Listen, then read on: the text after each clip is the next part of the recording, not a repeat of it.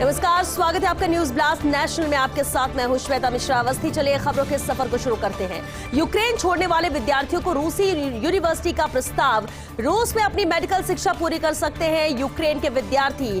Kazakhstan, Georgia, Armenia, Belarus और Poland की तरफ से भी यह प्रस्ताव है। दरअसल मालदोवा पहुंचे 140 भारतीय विद्यार्थी वतन नहीं लौटे। जब वापसी का अभियान चल रहा था, ये विद्यार्थी वहीं रह गए।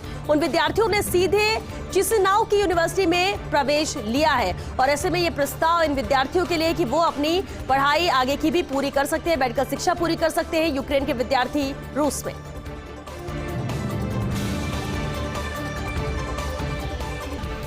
ब्रिटिश सेना के खिलाफ टीपू सुल्तान की जीत का चित्र 19वीं सदी में बनी 10 मीटर चौड़ी पेंटिंग की लंदन में नीलामी। इतिहासकार विलियम डैरिम्पल ने इसे बताया था शानदार चित्र। उपनिवेशवादी ताकत की पराजय दिखाने वाला ये शानदार चित्र फिलहाल एक कला प्रेमी के निजी संग्रह में ये पेंटिंग है। Arts of Islamic world and India के तहत ये नीलामी हुई।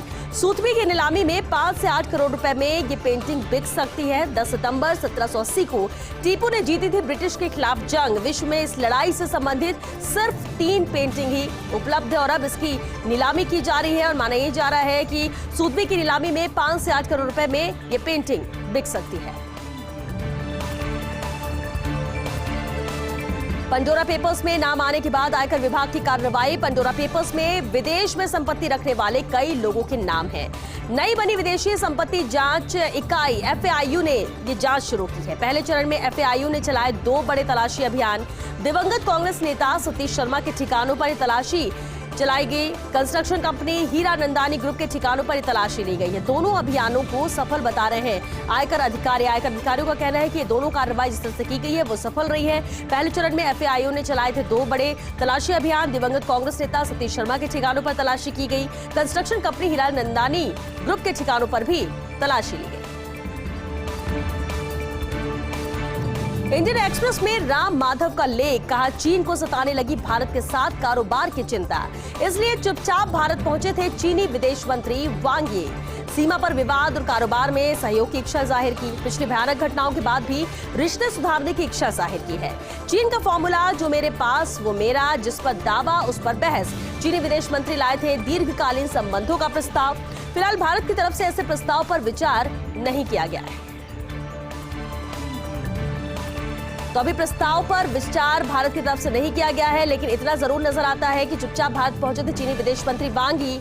चीन को अब कहीं ना कहीं भारत के साथ कारोबार की चिंता सताने लगी है और उनके भारत आने का उद्देश्य ऐसे ही नजर आता है। सीमा पर विवाद और कारोबार में सहयोग की इच्छा उन्होंने जाहिर की।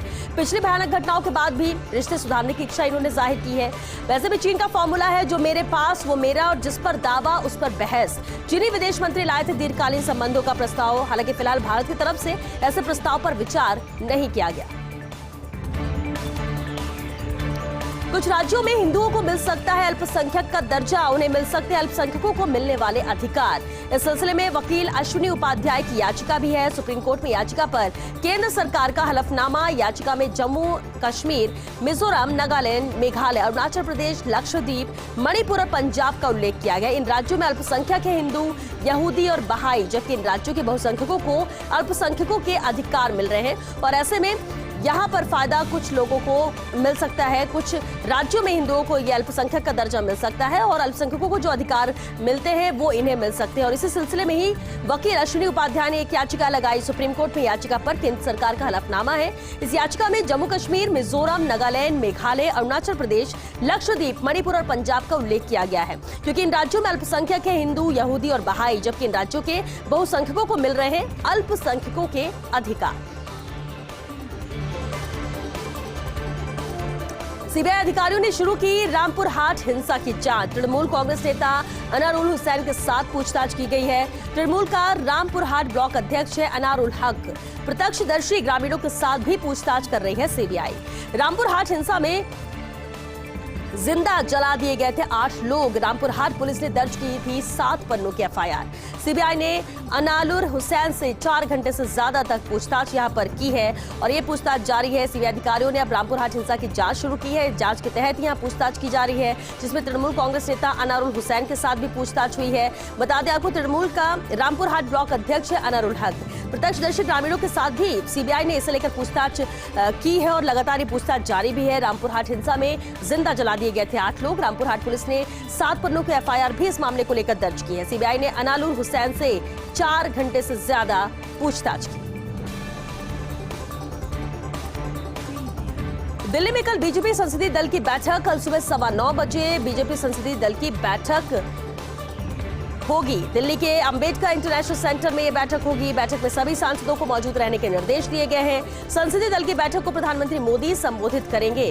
कल सुबह 9:15 बजे बीजेपी संसदीय दल की बैठक दिल्ली में होने जा रही है। बता दें आपको, बीजेपी संसदीय दल की बैठक कल आयोजित है, जिसमें जो अंबेडकर इंटरनेशनल सेंटर में होगी। बैठक में सभी सांसदों को कहा गया है, निर्देशित किया गया है कि वो मौजूद रहे। संसदीय दल की बैठक को प्रधानमंत्री नरेंद्र मोदी संबोधित करेंगे। कोलकाता में बीरभूम हिंसा पर बीजेपी का हंगामा, विधानसभा में हाथापाई पर बीजेपी के 5 विधायक सस्पेंड हुए हैं। हाथापाई के मामले में शुभेंदु अधिकारी सहित 5 विधायक सस्पेंड हुए। अगले आदेश तक शुभेंदु सहित 5 विधायक सस्पेंड रहेंगे। बीजेपी विधायक दीपक वर्मा, नरहरि महतो सस्पेंड हुए हैं। विधायक मनोज तिग्गा, शंकर घोष को भी सस्पेंड किया गया है। तो कोलकाता में बीरभूम हिंसा पर बीजेपी का यह हंगामा आज विधानसभा में देखने को मिला, जहां पर नौबत हाथापाई तक पहुंच गई। हाथापाई पर बीजेपी के 5 विधायक सस्पेंड किए गए। हाथापाई के मामले में शुभेंदु अधिकारी सहित 5 विधायक हैं जो कि सस्पेंड हुए हैं और अगले आदेश तक शुभेंदु सहित 5 विधायक सस्पेंड रहेंगे, जिसमें शुभेंदु अधिकारी के अलावा दीपक वर्मा, नरहरि महतो सस्पेंड हुए हैं। इसके अलावा विधायक मनोज तिग्गा और शंकर घोष को भी सस्पेंड किया गया है। कश्मीरी पंडितों के समर्थन में आए केजरीवाल। द कश्मीर फाइल्स पर आम आदमी पार्टी का ट्वीट, हमारे लिए कश्मीरी पंडित ज्यादा अहम है, बीजेपी के लिए कश्मीर फाइल्स अहम है। फिल्म के बजाय कश्मीरी पंडितों का समर्थन करें, कश्मीरी पंडितों के न्याय के लिए साथ आए। तो ये ट्वीट अरविंद केजरीवाल ने किया। कश्मीरी पंडितों के समर्थन में आए हैं केजरीवाल। द कश्मीर फाइल्स पर आम आदमी पार्टी का ये ट्वीट है। आम आदमी पार्टी की तरफ से ट्वीट किया गया है, जिसमें कहा है कि हमारे लिए कश्मीरी पंडित ज्यादा अहम है, बीजेपी के लिए जरूर कश्मीर फाइल्स अहम होगी, लेकिन फिल्म के बजाय कश्मीरी पंडितों का समर्थन करें, कश्मीरी पंडितों के न्याय के लिए साथ आए।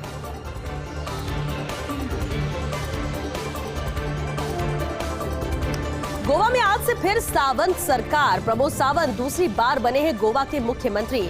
आज एक बार फिर ली है मुख्यमंत्री पद की शपथ। प्रधानमंत्री मोदी शपथ ग्रहण समारोह में शामिल हुए। विश्वजीत प्रताप सिंह राणे ने मंत्री पद की शपथ ली है। इसके अलावा मोविन गुंडी, रवि नाइक, नीलेश कैब्रल ने मंत्री पद की शपथ ली। सुभाष शिरोडकर, रोहन खौटे, गोविंद गौड़े ने भी मंत्री पद की शपथ ली है।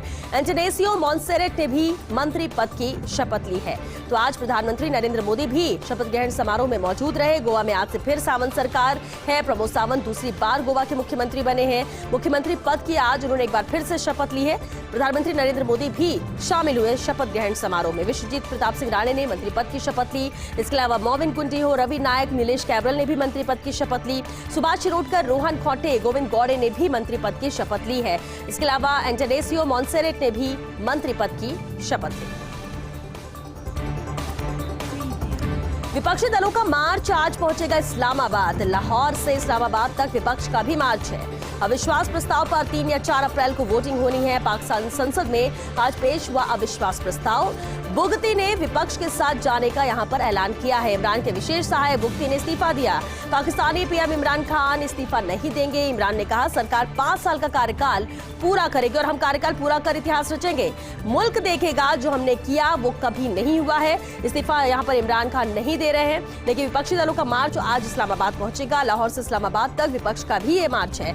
अविश्वास प्रस्ताव पर 3 या 4 अप्रैल को वोटिंग होनी है। पाक संसद में आज अविश्वास प्रस्ताव पेश हुआ। वहीं बुगती ने विपक्ष के साथ जाने का ऐलान किया है। इमरान के विशेष सहायक बुगती ने इस्तीफा दे दिया है, जबकि पाकिस्तानी पीएम इमरान खान इस्तीफा नहीं देंगे। और साथ ही इमरान ने कहा कि सरकार 5 साल का कार्यकाल पूरा करेगी और हम कार्यकाल पूरा कर इतिहास रचेंगे। मुल्क देखेगा जो हमने किया वो कभी नहीं हुआ।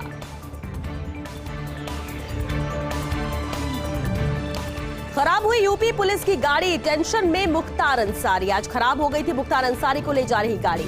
मुख्तार के काफिले में शामिल वज्र वाहन खराब हुआ था। लखनऊ के कोर्ट में मुख्तार की पेशी हुई थी। वाहन खराब होते ही लोगों को आ गई विकास दुबे की याद। लखनऊ के एमपी एमएलए कोर्ट में मुख्तार अंसारी पेश हुआ। बांदा से मुख्तार को लाया गया था पेशी के लिए लखनऊ, लेकिन इस दौरान वाहन खराब हुआ। इधर उत्तर प्रदेश विधानसभा में विधायकों ने शपथ ली है। सबसे पहले मुख्यमंत्री योगी ने शपथ ली। शपथ से लौटते वक्त अखिलेश यादव ने योगी को बुके दिया और योगी आदित्यनाथ ने मिलाया अखिलेश से हाथ, साथ ही कंधे पर हाथ रख थपथपाई अखिलेश की पीठ। वहीं अखिलेश ने शपथ लेने के बाद नमस्ते करते हुए योगी का अभिवादन किया। आज और कल 403 विधायकों को शपथ दिलाई जाएगी। विधानसभा में सतीश महाना ने स्पीकर पद के लिए नामांकन किया। मंगलवार को होगा विधानसभा स्पीकर के लिए चुनाव। वहीं स्पीकर पद के लिए नामांकन किया है सतीश महाना ने। तो आज विधानसभा के अंदर विधायकों ने शपथ ली है और सबसे पहले मुख्यमंत्री योगी आदित्यनाथ ने शपथ ली। शपथ से लौटते वक्त अखिलेश यादव ने योगी को बुके दिया। योगी आदित्यनाथ ने भी अखिलेश से हाथ मिलाया, साथ ही कंधे पर हाथ भी रख की पीठ थपथपाई। वहीं अखिलेश ने शपथ लेने के बाद नमस्ते करते हुए योगी का अभिवादन किया। वैसे आज और कल 403 विधायकों को शपथ दिलाई जाएगी। विधानसभा में शपथ सतीश महाना ने किया है स्पीकर पद के लिए नामांकन। तो इधर मंगलवार को होगा विधानसभा स्पीकर के लिए चुनाव।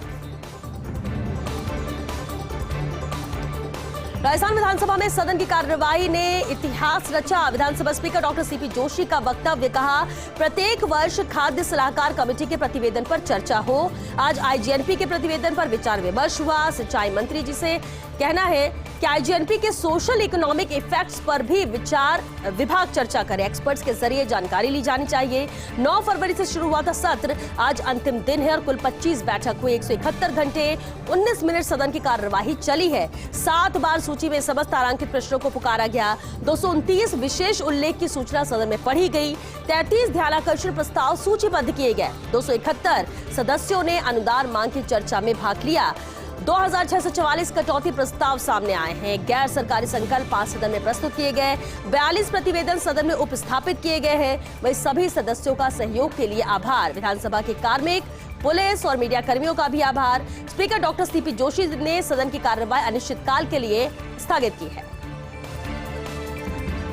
राजस्थान विधानसभा में सदन की कार्यवाही ने इतिहास रचा है। जिस तरह से लगातार ये कार्यवाही चलती रही, इसे लेकर धन्यवाद भी दिया स्पीकर डॉक्टर सीपी जोशी ने। उन्होंने कहा कि विधानसभा की कार्मिक, पुलिस और मीडिया कर्मियों का मैं आभार जताता हूं। स्पीकर डॉक्टर सीपी जोशी ने सदन की कार्यवाही हालांकि अनिश्चितकाल के लिए स्थगित कर दी है, लेकिन इससे पहले जिस तरह से पूरी ये कार्यवाही लगातार चलती रही, 9 फरवरी से सत्र शुरू हुआ था, आज अंतिम दिन है और कुल 25 बैठक हुई है। 171 घंटे 19 मिनट सदन की कार्यवाही चली। 7 बार सूची में समस्त तारांकित प्रश्नों को पुकारा गया। 229 विशेष उल्लेख की सूचना सदन में पढ़ी गई। इसके अलावा 33 ध्यानाकर्षण प्रस्ताव सूचीबद्ध किए गए। 271 सदस्यों ने अनुदान मांग की चर्चा में भाग लिया। 2644 कटौती प्रस्ताव सामने आए। गैर सरकारी संकल्प 5 सदन में प्रस्तुत किए गए। वहीं 42 प्रतिवेदन सदन में उपस्थापित किए गए और सभी सदस्यों का सहयोग के लिए आभार जताया विधानसभा अध्यक्ष डॉक्टर सीपी जोशी ने।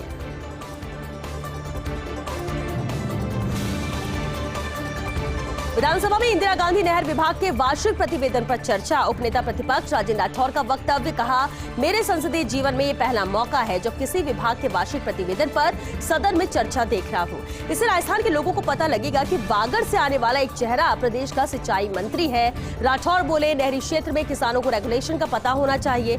अगर किसान को पानी की बारी का पता नहीं होगा तो वो सिंचाई कैसे करेगा। रबी और खरीफ में पानी की बारी का रेगुलेशन पहले से तय होना चाहिए। राठौर ने नहर के इतिहास का भी यहाँ पर जिक्र किया। साथ ही कहा 3,10,97,000 में ये नहर तैयार हुई थी।